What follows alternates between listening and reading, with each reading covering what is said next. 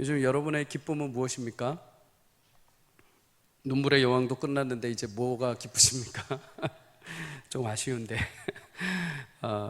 자녀들이 잘 탁탁 계획한 대로 잘 되고 손주들이 또 이쁘게 재롱도 피고 또 여행 갈 때도 즐겁고 또 재무적으로 또 여러 가지 환경이 좋아지면 기쁠겠죠. 예, 기쁠 겁니다. 그런데 그 중에 진정한 의미가 있고 가치가 있는 영원한 우리의 기쁨이 한 가지가 있습니다. 그게 뭐냐? 그것은 하나님의 기쁨이 우리의 기쁨이 되어야 하는 줄 믿습니다. 하나님이 기뻐하시는 것, 하나님이 즐거워하시는 것이 바로 나의 기쁨이 되어야 하는 거죠. 우리는 하나님이 기쁨을 위해서 계획되었고 창조되었습니다. 이 땅에 태어나는 순간부터 시편 149편 4절의 말씀처럼 하나님이 자기 백성을 기뻐하시고 겸손한 자를 구원으로 아름답게 하셨다라고 말씀을 하시는 것처럼 하나님은 우리를 태초에 지으실 때부터 기쁨으로 만드셨습니다. 이거 실패작이네, 이거 잘못 만들었네가 아니라 하나님 처음에 우리를 구비하시고 예정하시고 지으실 때부터 기쁨으로 만드셨고 그 기쁨의 완성작으로 우리를 만들어내신 거죠. 그래서 우리의 인생은 하나님의 영광의 즐거운 그 본체가 들어있는 존재임과 동시에 하나님이 기뻐하시는 일을 이루시고 완성하기 위해 우리를 하나님이 동일하게 청지기로 불러주셨습니다. 그래서 우리 인생에 참된 기쁨과 만족이 있기 위해서는 어떻게 해야 되느냐? 하나님의 기쁨의 일들을 우리가 할 때 우리 안에 진정한 기쁨이 일어나게 됩니다. 우리가 세상의 기쁨을 찾고 세상의 즐거움을 막 찾아도 내 안에 여전히 공허함들이 있을 수 있고요, 또 내 안에 여전히 채워지지 않는 갈급함들이 있을 수 있습니다. 또한 하나님이 기뻐하시지 않는 일들을 내가 행하게 되면 왠지 마음이 불편함이 생기고 공허함과 아픔들이 생기죠.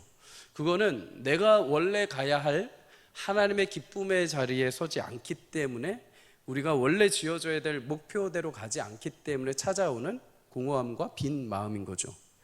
여러분, 그러면 하나님이 기뻐하시는 것, 우리를 통해서 기뻐하시고 채워가시는 것이 무엇인가? 하나님의 유일한 기쁨이 있다면 그것은 주의 백성들이 주께 돌아오는 것입니다.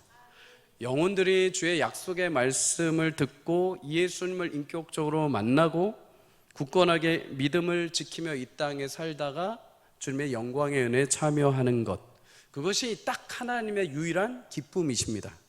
스바냐 3장 17절 하반절은 그래서 말하죠. 그가 너로 인하여 기쁨을 이기지 못하며 잠잠히 사랑하시며 너로 인하여 즐거이 부르며 기뻐하시느니라. 하나님의 기쁨은 우리가 무엇인가를 막 멋지게 만들어내거나 무엇인가 하나님 저 이만큼에서 저 학벌도 재산도 제 아들도 이렇습니다 라는 것도 중요하지만 하나님은 우리 자신 존재 자체에게 초점을 맞추고 계십니다. 다른 거를 내가 다 갖다 바쳤는데 내가 정작 하나님 앞에 드려지지 않으면 본질에서 벗어나게 되는 거죠. 아무리 내가 다른 것들을 막 하나님께 막 갖다 드리고 하나님 됐죠? 저는 갈게요 하고 가버리면은 하나님의 기쁨은 손실되어 버리는 겁니다. 하나님의 참된 기쁨은 다른 거는 다 없어도 우리 자체, 우리 성도 영혼 자체, 잃어버렸던 영혼들이 주께 돌아오는 것, 그리고 주 안에서 구원을 누리고 구원 안에 뛰놀고 그 믿음 안에 살아가는 모습을 볼 때 그것이 하나님의 참된 기쁨인 줄 믿습니다. 하나님은 그 기쁨의 놀라운 사명을 이제 교회 공동체에게 부탁을 하셨습니다. 교회는 그래서 잃었던 영혼들이 누군가의 초청을 받아서 이 자리에 와서 복음의 은혜를 듣고 구원의 소식을 접하는 곳이기도 합니다. 또한 그렇게 구원의 은혜의 소식을 접해서 예수님이란 분이 나의 구원자 되시는구나, 인생의 유일한 진리와 길과 생명은 예수님에게 있구나라는 인격적인 만남을 통해서 성도가 되는 과정이 되죠. 그렇게 성도로 시작한 신자를 잘 주의 말씀으로 양육하고 훈련해서 거룩한 주의 백성이 되게 하는 것, 어디에 나가도 스스로 하나님 말씀 앞에 자신의 삶을 붙들어 매고 여러 유혹과 시험에 흔들릴 때가 있지만 다시 일어날 수 있는 체력과 영적인 건강함을 가질 수 있도록 교회에서 훈련해서 세상으로 파송하는 것, 그 역할을 교회가 감당하는 것입니다. 물론 세상에서 여러분 믿다가 열심히 살다가 무너지고 깨어지고 상처받고 돌아올 수 있습니다. 그래서 교회는 돌아온 성도들을 향해서 위로하고 치유하는 역할을 감당하죠. 교회의 역할은 그렇게 복음을 전파함으로 성도들을 주의 백성, 주의 자녀 삼음과 동시에 깨어지고 무너진 자들을 다시 위로하고 회복하는 병원의 역할을 감당합니다. 그런데 여기서만 멈추지 않죠. 말씀드린 대로 다시 회복되었다면 이제 다시 말씀으로, 훈련으로 양육하고 온전한 군사로 무장시켜서 다시 파송을 하는 것입니다. 그래서 교회는 병원이 아닙니다. 군대만도 아닙니다. 병원과 군대가 같이 있는 종합 훈련소와 같은 곳이죠. 교회는 하나님이 기쁘신 성도들을 위해서 주님이 오시는 그날까지 성도가 예수를 믿고 잘 훈련받아서 세상에 나가 그리스도의 증인으로 살게 하는 것, 그리고 때로 다시 무너지고 깨어지고 교회 왔을 때 주의 말씀으로 다시 힘을 주고 위로하고 세워 다시 건강하게 영적인 치유력을 회복해서 또 세상에 나가서 치열하게 증인으로 살게 하는 것, 이것이 평생토록 내 인생에 하나님께서 시간을 허락하신 시간까지, 주님 오시는 그날까지 이 역할을 교회가 감당을 하는 것입니다. 그래서 교회는 굉장히 참 중요한 곳이죠. 교회를 통해서 하나님은 복음의 역사를 실현시키시고 영혼들을 돌아보시고 하나님 나라를 세워가십니다. 그래서 우리 교회도 그런 의미로서 사명을 감당하는 줄 믿습니다.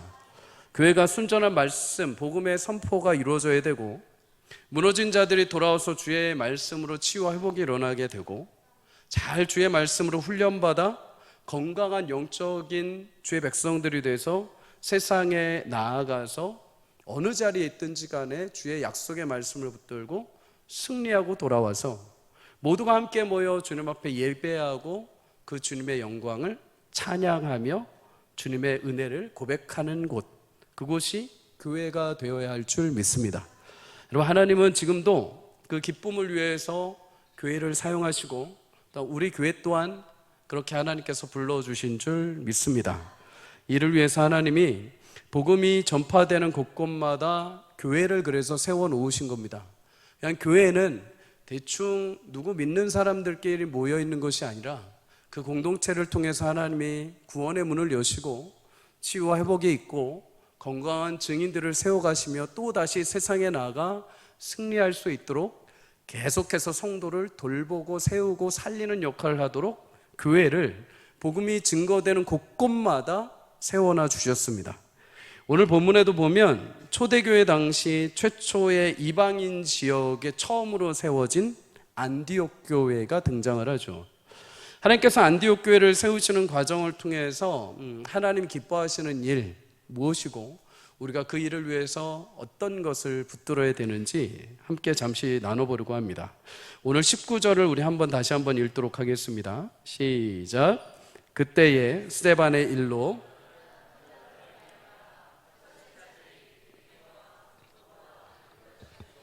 유대인에게만 말씀을 전하는데. 아멘. 초대 예루살렘에서 교회가 시작이 됩니다. 복음의 놀라운 성령의 역사가 시작이 되죠. 그 중에서 처음으로 뽑혔던 7집사 중에 스데반 집사가 있죠. 스데반 집사가 복음을 전파하다가 최초로 이제 돌에 맞아서 순교하는 장면이 나옵니다. 스데반이 순교함과 동시에 사울은 그 순간 등장해서 교회를 반대로 핍박을 합니다. 그러고 나서 스데반의 이 죽음을 전후로 해서 교회라는 곳, 예수님을 믿는 사람들이 이제 유대 종교 지도자들에 의해서 본격적으로 핍박이 찾아오기 시작하죠. 이 핍박으로 인해서 예루살렘에 이제 절기를 지키러 왔다가 예수 그리스도의 복음을 듣고 그 자리에 머물러서 신앙생활을 하려던 많은 사람들이 이제 그 핍박으로 자신들이 살던 곳으로 모두 뿔뿔이 흩어지게 됩니다. 심지어 예루살렘에 있던 사람들조차도 이 핍박을 견디지 못하고 여러 사방으로 뿔뿔이 흩어지죠. 원치 않는 핍박으로 떠돌이 생활이 시작된 겁니다. 사도행전 8장 2절에 보면 그날에 예루살렘에 있는 교회에 큰 박해가 있어 사도회에 다 유대와 사마리아 모든 땅으로 흩어졌다라고 말씀을 합니다. 예수님이 말씀하신 것처럼 온 땅과 사마리아, 유다, 온 땅 지역으로 모든 백성들이 다 흩어지게 됩니다. 오늘 말씀처럼 사마리아, 다메섹, 베니게, 구브로까지, 심지어 오늘 본문의 안디옥까지 수많은 지역으로 하나님의 백성들이 흩어지죠. 그런데 이렇게 이주해 온 사람들이 무엇을 했는가? 19절에서 20절에 보면 그들이 떠나온 최초 성도들은 가장 먼저 한 것이 유대인들에게 말씀을 전했고, 또 언어가 달랐던 헬라인들에게는 예수님을 최초로 전파하는 일을 감당합니다. 이미 예수님에 대해서, 율법에 대해서 알고 있는 그 지역에 사는 유대인들에게는 말씀만 전파를 합니다. 하나님의 약속의 증거이신 예수님이 성취되셨다. 그리고 하나님에 대해서, 복음에 대해서 전혀 모르는 헬라 이방인들에게는 복음을 선포를 하게 되죠. 여러분, 고난과 핍박으로 내가 살던 현장을 벗어나서 타 지역으로 이주하게 된다면 무엇을 가장 먼저 해야 할까요? 이민사회에도 처음으로 이민 목회를 가신 목사님들이 가장 먼저 해야 될 것은 집을 찾고, 먹을 것, 교회, 사역지를 찾고, 또 넉넉하지 않을 경우에 사모님들은 일자리를 구해야 되는 형편입니다. 차도 구해야 되고 어디에 뭐가 있는지를 다 확인을 먼저 해야 되죠. 이곳에서 어떻게 먹고 살아야 하는가? 나는 무슨 일을 해야 하는가? 우리 가족은 어떻게 건사해야 되는가? 이런 많은 염려들이 이 이주해 온 그리스도인들에게 분명히 고민으로 찾아왔을 겁니다.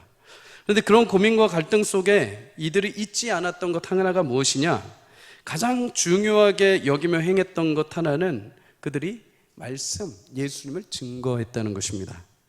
예수님의 복음을 접하고 새로워진 인생, 이제 내가 핍박이 와서 다른 곳으로 이주하였다 하여서 내가 예루살렘에서만 신앙생활하면 되지, 예루살렘에서만 예수님을 경배했으면 됐지 하고서 이 땅에 와서는 전혀 다르게 사는 것이 아니라 내가 어디에 퍼져 있든지 간에 그곳에 똑같이 예수님의 복음을 증거하고 자신들이 하나님의 택함 받은 백성들인 것을 삶으로 드러냈다는 것입니다. 사랑하는 성도님들, 여러분과 제가 어디를 가든지 간에 예수님의 흔적이 드러날 수 있기를 주의 이름으로 축복합니다.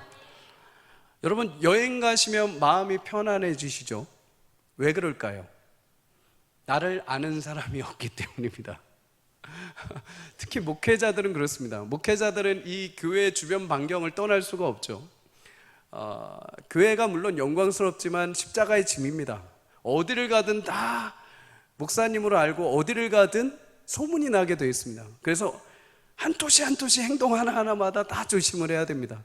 집 밖을 안 나가는 게 제일 좋습니다. 나가면 안 좋은 것들을 보여줄 수 있기 때문이죠. 그런데 멀리 여행을 가면 그때서부터는 자유로워지는 거죠. 해방이 되는 겁니다. 그래서 어떤 목사님 얘기를 들어보니까 목사님은 설교를 준비하시는데 교회에 있지 않는데요. 저기 차를 타고 멀리 타 지역권의 스타벅스, 말하면 안 되죠. 별다방에 가서 거기서 설교 준비를 하고 오신대요. 거기서 하면 이제 잘 된다는 거죠. 왜냐하면 나를 모르는 사람들, 나를 아는 사람들이 없기 때문에 편하게 준비할 수 있다는 거죠. 근데 여기는 나가거나 들어오면 물론 저 사람이 나를 몰라도 나를 알아주는 사람들이 보이지 않게 있다는 겁니다. 여러분, 그런데 우리는 어디를 가든지 간에 나를 모르는 사람이 있건 나를 아는 사람이 있건 어디를 가든지 간에 예수님의 흔적이 드러날 수밖에 없는 존재들인 줄 믿습니다. 왜요? 내 안에 복음이 심겨져 있기 때문이죠. 어딜 가든 우리의 얼굴과 우리의 말과 우리의 행실을 통해서 예수 믿는 사람이다라는 증표가 드러나게 되어 있습니다. 이들은 그 자리에 가서 숨길 수 있었습니다. 어디서 왔는지, 왜 왔는지, 어떤 일이 있었는지 숨길 수 있었습니다. 그런데 그들은 숨길 수가 없었죠. 왜요? 그 안에 진짜 복음이신 예수님을 만났기 때문입니다. 예수님을 만난 자들은 숨길 수가 없습니다. 예수님을 만난 자들은 드러나게 되어 있는 줄 믿습니다. 그들은 그 자리에 가서 내가 어느 곳에 있든지 간에 그 복음을 드러내고 증거하는 시작으로 만들어 버렸습니다. 예루살렘 교회에 있던 초대 성도들은 이곳저곳 흩어지면서 내가 이곳에 갔으니까 이제 끝났다가 아니라 이곳에 가서 자신 안에 있는 복음의 놀라운 새로운 시작을 그 땅에 심기 시작한 거죠. 오늘 본문에 세워진 안디옥 교회는 그렇게 해서 세워진 최초 교회입니다. 누군가가 작정하고 계획하고 위대한 사도가 가서 한 것이 아니라 하나님의 복음을 붙들고 있던 성도들이, 일반 평신도들이 핍박이 오고 고난이 와서 여기저기 흩어졌는데, 흩어진 그 자리에서 그냥 내 안에 있는 살아계신 하나님의 복음을 평범하게 증거했는데, 거기서부터 부흥이 일어나고 놀라운 이방의 첫 교회 안디옥 교회가 세워진 것입니다. 여러분, 그렇다면 이들이 그렇게 가서 복음을 증거했는데 어떻게 그렇게 놀라운 부흥의 역사들이 일어날 수 있었는가? 그렇게 뛰어난 지식을 가진 자들도 아니요, 어떤 교회에서 파송한 자들도 아니요, 이름도 없고 얼굴도 없고 무명의 성도들이 가서 그냥 내 안에 계신 복음을 그냥 내 현장, 내가 그냥 머문 그곳에서 증거했는데 어떻게 오늘 본문에 그렇게 많은 사람들이 예수님을 믿고 죽게 돌아왔는가? 여러분, 그 비밀이 오늘 21절의 말씀으로 나오죠. 주의 손이 그들과 함께 하심에 수많은 사람들이 믿고 죽게 돌아오더라. 여러분, 하나님은 그렇게 핍박으로 인해서 여러 곳에 흩어진 무명의 성도들이지만 주의 손으로, 주의 손이라는 것은 하나님의 권능이 그들과 함께 하셨다는 것입니다. 하나님의 전능하신 그의 주권과 창조의 능력이 어디에 가든지 간에 진실한 마음으로 복음을 증거했던 흩어진 자들의 입술과 그들의 삶을 통해 하나님의 영광과 권능이 임하신 것입니다. 사랑하는 성도님들, 우리는 여기서 한 가지 교훈을 얻게 됩니다. 겸손한 주의 성도들에게 하나님의 손이 늘 함께 하신다는 것입니다. 성경 속에도 보면 믿음의 선조들의 모습을 보면 하나같이 하나님이 기뻐하시는 일과 역사를 이루어갈 때마다 그 인생의 힘으로 한 게 아니라 하나님의 손, 하나님의 능력이 그들과 늘 함께 하시는 것을 보게 됩니다. 모세가 애굽 바로왕에게 보냄을 받고 그 앞에 10가지 재앙이 내려질 때도 모세가 한 것이 아니라 그저 싫지만 꾸역꾸역 순종하면서 간 모세와 함께 하신다는 하나님의 권능의 손이 그 재앙을 일으켜 주신 거죠. 요셉이 애굽의 보디발 집에 팔려가는 수모를 당하면서도 그 안에서 그가 형통할 수 있었던 것은 그와 함께 하신 하나님의 손이 있었기 때문입니다.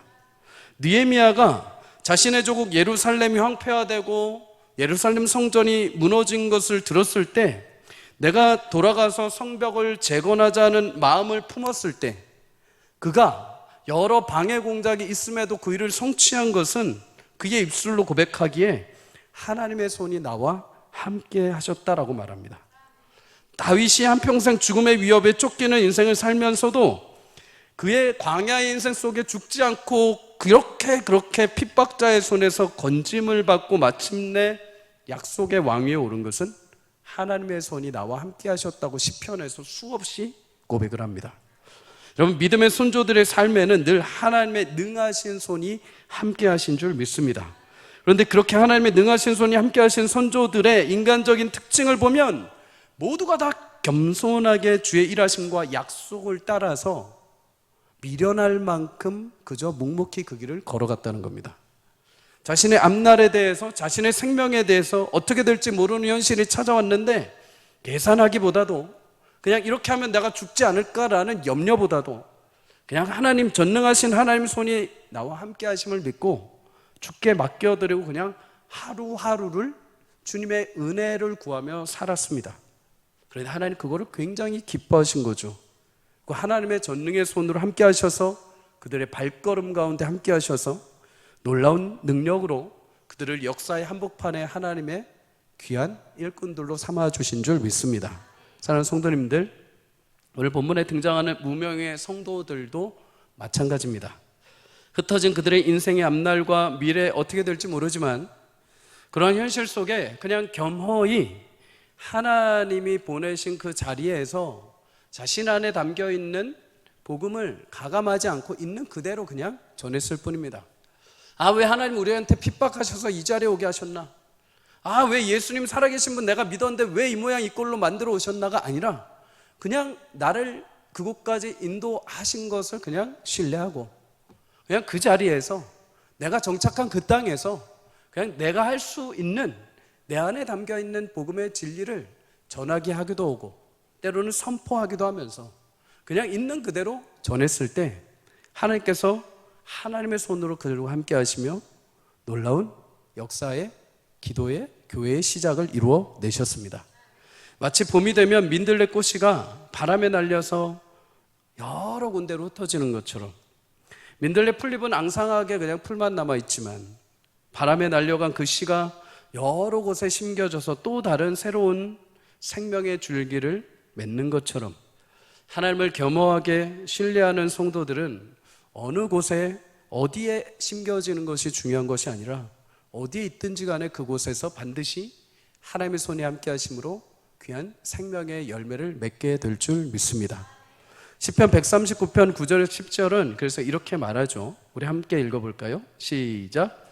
내가 새벽 날개를 치며 바다 끝에 가서 거주할지라도 거기서도 주의 손이 나를 인도하시며 주의 오른손이 나를 붙드시리이다. 아멘.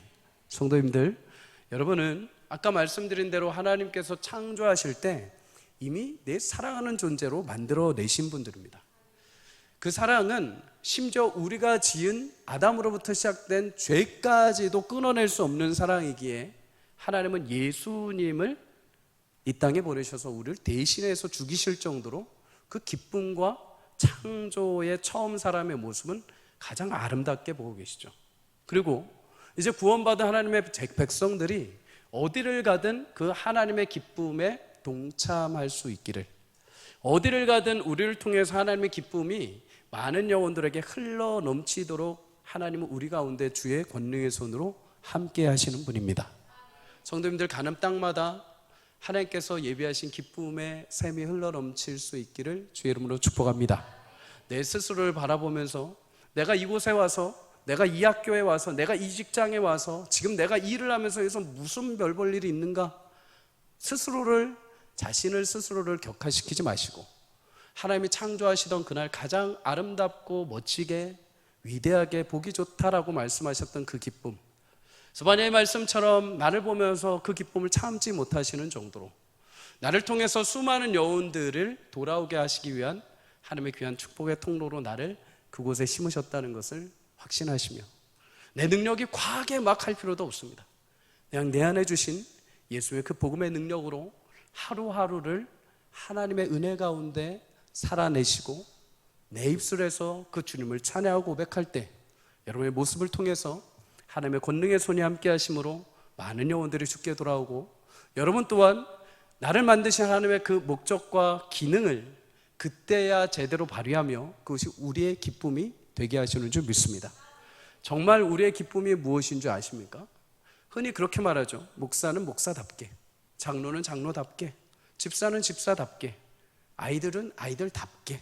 아이들답다라는 것은 그 위치에 맞는, 그 목적에 맞는 일을 하는 것이죠. 그럴 때 우리는 제 기능을 하며 내게도 기쁨이 넘치는 것입니다. 신자가 기쁨을 잃어버리고 신자가 행복을 잃어버리는 이유는 간단합니다. 내게 만들어주신 목적에서 벗어날 때, 내가 하나님의 기쁨의 일을 위해서 해야 되는 그 일을 하지 않을 때, 내가 다른 것의 기쁨을 추구하려고 할 때 우리 안에 참된 행복을 잃어버리게 되는 것이죠. 사랑하는 성도님들, 여러분 삶의 현장은 다 모양은 다 다를 것입니다. 학생으로, 주부로, 직장인으로, 사업장으로 여러 모습들은 다를 것입니다. 근데 여러분의 본질, 여러분의 원래의 신분은 하나님이 기뻐하시는 존재로 창조된 분들입니다. 그리고 여러분들이 원래 기쁨을 누릴 수 있는 것은 그 하나님의 기쁨의 일을 동참했을 때, 그때 참된 기쁨과 영혼의 만족이 있게 될 것입니다. 나머지는 죄송하지만 다 부수적인 일이 될 수 있습니다. 그것이 있으면 좋고 없다 하여서 죽지 않습니다. 그것이 있으면 조금 편리할 수 있지만 없다 하여서 완전히 불편하거나 한탄할 필요도 없습니다. 그 모든 것조차도 하나님이 내게 부여하신 가장 원대한 목적인 하나님의 기쁨을 이루기 위한 도구들이 되기 때문입니다. 없으면 없는 대로, 주시면 주심에 감사한 대로 그 일들을 감당할 때 참된 우리 영혼을 향한 기쁨과 하나님의 만족을 얻게 될 것입니다. 여러분을 통해서, 여러분이 각처에 있는 그 인생을 통해서 하나님의 기쁨이 충만하며 또 그 일들을 통해서 나의 기쁨도 충만할 수 있는 귀한 하나님의 백성들이 되시기를 주 이름으로 축복합니다. 안디옥 교회 이방인들이 복음을 듣고 주께 돌아왔다는 소식을 접한 이후에 예루살렘 교회는 흥분이 넘쳤습니다. 왜요? 사실 반신반의했거든요.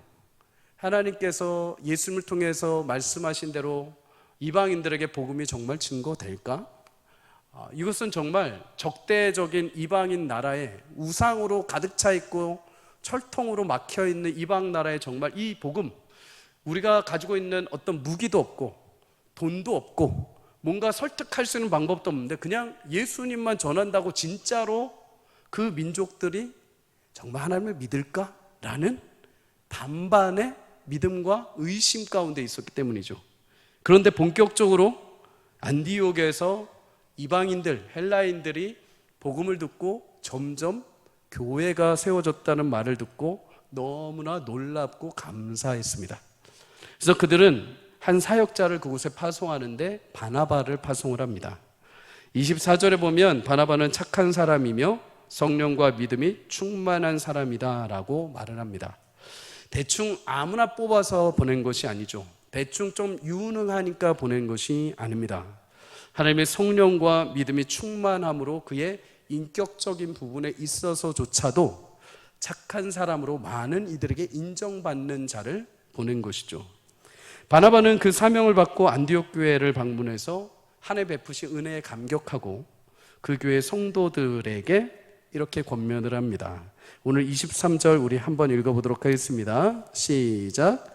그가 이르러 하나님의 은혜를 보고 기뻐하여 사람에게 굳건한 마음으로 주와 함께 머물러 있으라 권하니. 아멘. 굳건한 마음으로 주와 함께 머물러 있으라, 주께 붙어 있으라, 주를 의지해라 라는 것입니다.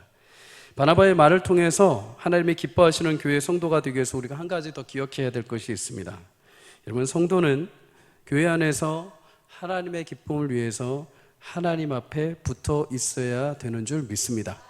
하나님과 붙어 있다는 것은 하나님과 관계를 잘 형성하는 것이기도 하지만 하나님 편에 끝까지 남아 있는다는 것입니다. 하나님과 관계를 유지하는 것, 어떤 환경과 상황이 와도 주님 편에 서는 것. 내가 이런 상황과 이런 현실이 왔는데 하나님의 말씀은 전혀 지금 내 현실과 맞지 않는 말씀을 내게 주실 때가 있습니다. 나는 지금 막 힘들고 막 죽겠는데 평안하라고 하고 기도하라고 하고 감사하라고 할 때가 있습니다. 속에서 우라통이 터지죠. 나는 지금 내 현실, 예수님 이 시기에 오셔서 지금 이 시기를 한번 살아보십시오. 예수님 AI를 아십니까? 챗GPT를 아십니까? 이 시대 사춘기 중2들과 함께 대화를 한번 해보시죠. 막 우리 안에서 막 우라통이 터지는데 하나님은 말씀으로 우리 가운데 잠잠하게 하시고 평안하라 하시고 뜬금없는 말씀들을 주실 때가 있습니다. 그럴 때마다 어떻게 해야 될까요? 그럴 때마다 우리 성도는 항상 내 편에 서고 싶어 합니다. 내 마음 편, 내 의지 편, 내 자아 편, 지금 내 고민 편에 먼저 서고 하죠. 그런데 오늘 안디옥 교회를 향해서 바나바가 말합니다. 그럴 때도 하나님 편에 꿋꿋하게 서라. 안디옥 교회 성도들한테 왜 이것을 먼저 권면을 했을까요? 너희가 이제 구원을 받았으니까 야 이제 하나님 나라가 임했어, 이제 너희 마음껏 편안하게 생활해가 아니라 너 이제 시작했으니 끝까지 굳건하게 믿음을 지키고 주의 편에 서라. 왜 이런 말을 했을까요? 여러분, 안디옥 교회 성도들이 신앙생활을 통해서 본격적으로 이제 유대 종교 지도자들이 아니라 거대한 로마 제국이 그리스도인을 박해하기 시작을 합니다. 그 전까지 그냥 이 로마 거대 제국은 딱 한 종교, 유대 종교만 인정을 했습니다. 유대인들은 워낙 뿌리가 깊고 예전부터 신실하게 유일신 하나님 사상이 있었기에 굳이 그걸 건드리지 않고 인정을 해준 거죠. 그래야 유대를 통치하는데 훨씬 더 수월했기 때문입니다. 나머지 이방 민족이 섬기는 우상, 심지어 이제 막 발현하기 시작하는 예수님을 믿었다는 사람들도 그냥 로마 제국에서는 별 볼 일 없는 한 종파에 불과했습니다. 그냥 놔둬도 큰 일이 발생하지 않는 수준이었죠. 그런데 안디옥 교회가 세워진 이후부터 이제 로마 제국 입장에서는 예수를 믿는 사람들이 점점 골칫거리가 되기 시작을 합니다. 왜 그랬을까요? 그들이 어느 날부터인가 갑자기 매일 모임을 시작을 합니다. 어느 날부터 갑자기 모여서 주일마다 예배를 하고 찬양을 하기 시작을 합니다. 함께 모여서 식사를 합니다. 자기들끼리 무슨 말씀을 보기 시작합니다. 이뿐만이 아닙니다. 자기들만의 공동체 모임이 있을 때 자신들에게 속하지 않았던 이방인들조차 초대를 하고 그 안에 속하지 않았던 사람들, 불쌍한 사람들, 돈 없는 사람들을 자기들 돈을 막 주기도 합니다. 먹을 것을 갖다 주기도 합니다. 근데 이 모습이 굉장히 당시에는 독특했습니다. 당시에는 주인과 종의 위치, 부자와 가난한 자들은 철저하게 나눠져 있었기 때문입니다. 어른과 아이들도 철저하게 나눠져 있었죠. 그런데 이 공동체를 보니까 이 공동체만 가면은 종과 주인이 같이 밥을 먹습니다. 가난한 자와 부자가 같이 모여서 대화를 하고 웃고 있습니다. 아이와 어른, 노인이 함께 모여서 대화를 합니다. 가족이든 독신이든 직업이 좀 부하든 직업이 조금 하찮든 신분의 차이가 없이 모두가 모여서 같이 예배를 하고 세례를 하고 식사를 하고 성찬을 하면서 한 번도 보지 못한 새로운 모임을 하기 시작을 한 겁니다. 여러 우상들이 모여있는 그 안디옥 땅에 신전의 제사가 화려하게 펼쳐지고 술자리가 있고 육체적인 탐욕이 가득한 그 자리에 이 사람들은 한 명도 오지 않는 겁니다. 그런데 이들이 왜 이런 독특한 모임을 시작을 했는가? 이 사람들이 이 모임을 확인을 해봤을 때 이유가 딱 하나였습니다. 이들은 나사렛에 살던 젊은 예수를 그리스도라고 믿는 공동체. 봤을 땐 되게 바보 같죠. 세상에 그 좋은 것들 안 먹고 탐욕스러운 것들 안 누리고 자신들이 분명히 주인인데 왜 저기 가서 종들하고 말을 두고 대화를 하는지, 자신들이 높은 직급에 있는데 왜 저기 가서 하찮은 사람들하고 대화를 하는지 이해가 안 되는 거죠. 그가 하나님의 약속이신 예수님을 믿는 공동체. 처음에는 이들을 향해서 조금 별명처럼 그래서 그리스도인이라고 부르기 시작을 했습니다. 하찮게 여기며 쟤네 조금 독특한 애들인데 쟤네 뭐라고 부를까 하다가 쟤네 그냥 그리스도인들이야. 우리말로 따지면 예수쟁이들. 미쳤어 예수쟁이들이야. 이렇게 된 것이죠. 근데 여러분, 처음에 이들이 봤을 때 이 그리스도인들이 큰 문제가 되지는 않았습니다. 그런데 점점점 숫자가 늘어나기 시작을 하죠. 당시 로마는 오직 황제만 숭상을 해야 했습니다. 그래서 사람들이 어떤 말들을 좋아했냐면 나는 누구누구의 누구누구의 사람이다라는 걸 좋아했습니다. 예를 들어 로마 시저 황제에 속한 군인들은 나는 시저인이다, 나는 시저에게 속한 군인이다, 자부심을 느낀 거죠. 하인들이 있다면 나는 시저인이다, 다시 말해 나는 하인이지만 나는 시저에게 속한 하인이다, 자부심이 있던 거죠. 그런데 이들과 다르게 그리스도에게 속한 자들이라며 별명을 지어주게 됩니다. 그리고 점점 이들이 흥황하게 되니까 어떤 일을 벌이는가? 이제 이들을 박해하기 시작하죠. 이들을 잡아다가 사자우리에 넣습니다. 이들을 잡아다가 화형시키기도 합니다. 이들이 예수 그리스도인이 되었다는 이유만으로 그들이 가졌던 모든 직책과 모든 재산을 몰수해 버립니다. 그런데 그럼에도 이 그리스도인들은 어떻게 했을까요? 안디옥에 가면은 옛날에 세워진 교회들이 있습니다. 그 교회에 돌문이 있는 입구가 있는데 그 안에 들어가면 예전에 핍박 가운데 있던 교인들이 그 동굴 안에서 예배했던 흔적들이 있죠. 근데 이 예배했던 흔적들이 있는데 중간에 들어가면은 천장으로 해서 비밀 통로가 하나씩 있다고 합니다. 예배를 딱 드리고 밖에서 성도 한 명이 이렇게 망을 보다가 만약에 로마 군사들이 오면 안에 신호를 주는 겁니다. 그러면 당장 그 입구를 돌로 막고 그리고 남은 한 구멍으로 성도들이 도망을 치는 거죠. 근데 만약에 도망치다 잡히면 어떻게 될까요? 그리스도인으로서 처형을 당하게 되는 거죠. 그렇게 온갖 핍박이 찾아오는 시기였음에도 이들은 자신들이 그리스도인이라는 것을 부인하지를 않았다는 겁니다. 그리스도인, 다시 말해 주 안에 거하는 자, 예수님 안에 거하는 사람들, 예수님과 함께 동행하며 예수님의 뜻을 따라 살아가는 사람들.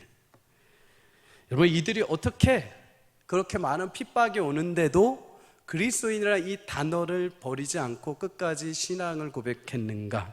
오늘 바나바가 말한 것처럼 너희가 이제 굳건한 마음으로 주와 함께 머물러 있어야 한다.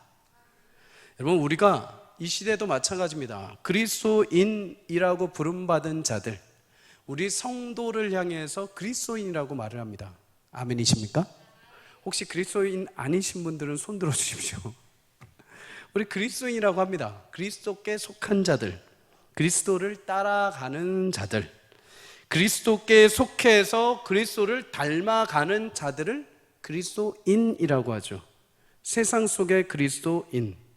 근데 예수께 속한 그들인데, 여러분 로마서 8장 17절에 하나님의 상속된 우리가 그의 영광을 얻기 위해서 고난도 받게 될 것이라고 말씀을 합니다.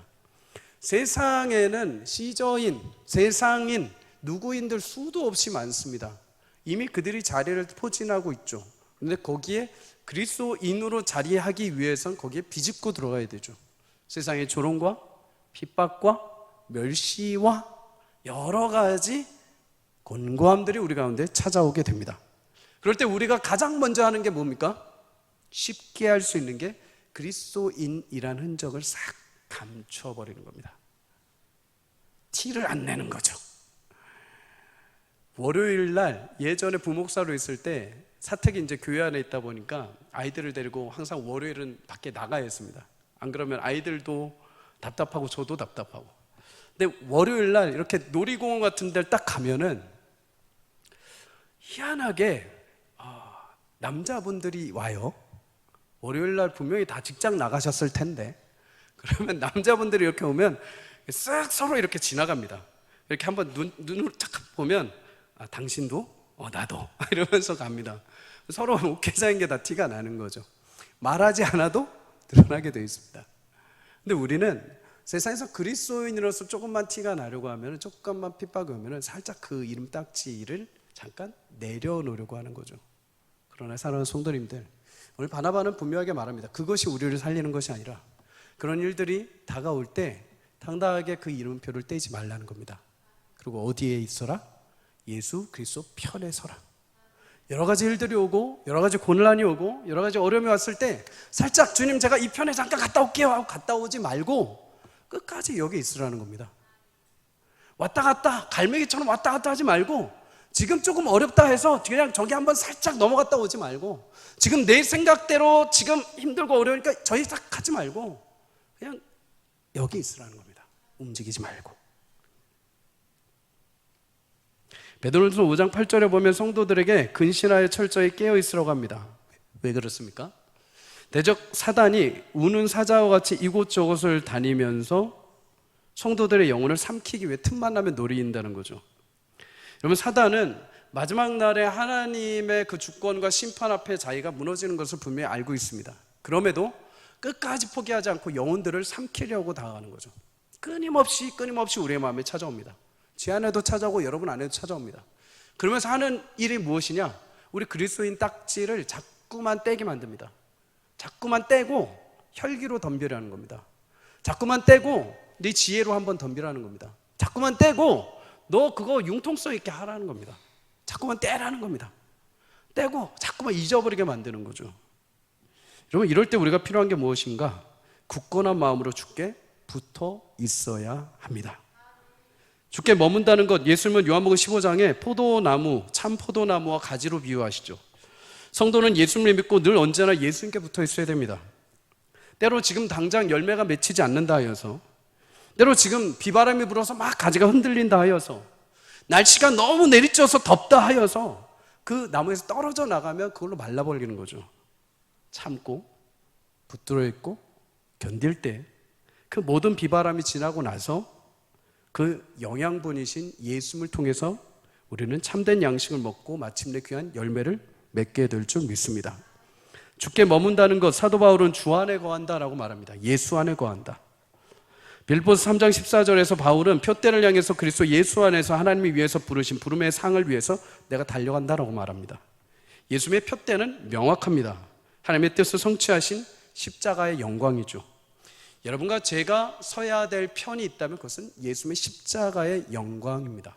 그 영광은 이 땅에서의 영광뿐만 아니라 때로는 곤고함과 고난과 이해될 수 없는 현실이 와도 예수님 편에 끝까지 서는 것, 예수님의 영광의 그 은혜와 구원의 편에 서는 것, 하나님의 약속에 서는 것, 끝까지 사람들이 뭐라든지 간에 하나님의 약속의 말씀 편에 서는 것, 그것이 우리의 진정한 승리인 것이죠. 최근에 모투브에 영상들이 막 많이 오죠. 설교 영상들도 많이 뜨고 여러 가지 우리 신앙의 질문에 막 답들이 많이 있습니다. 어떤 성도님이 그거에 대해서 질문을 해오셨습니다. 이런 것들이 다 우리에게 좋은가? 근데 저는 여러분들한테 굳이 그것을 보는 것에 대해서 말리지는 않습니다. 그런데 요즘에 이런 우려는 있습니다. 우리의 현실의 어떤 궁금증을 해결하고 그걸 긁어주기 위한 내용들은 굉장히 많이 나옵니다. 이거 잘못됐고 이거 잘못됐고 이거 옳습니다 라는 이런 것들이 굉장히 많이 나오죠. 그거 봐도 상관없습니다. 그런데 여러분 딱 하나만, 여러분들이 그걸 딱 보시고 아 이래서 교회가 안 되는구나, 아 이래서 우리 교회 문제구나, 아 이래서 우리 중직자는 문제구나, 아 이래서 이 시대의 목사들이 다 그렇구나, 아 이 시대 교회 그래서 이렇구나, 만약 이런 마음을 여러분들에게 심겨준다면 그럼 보지 마셔야 됩니다.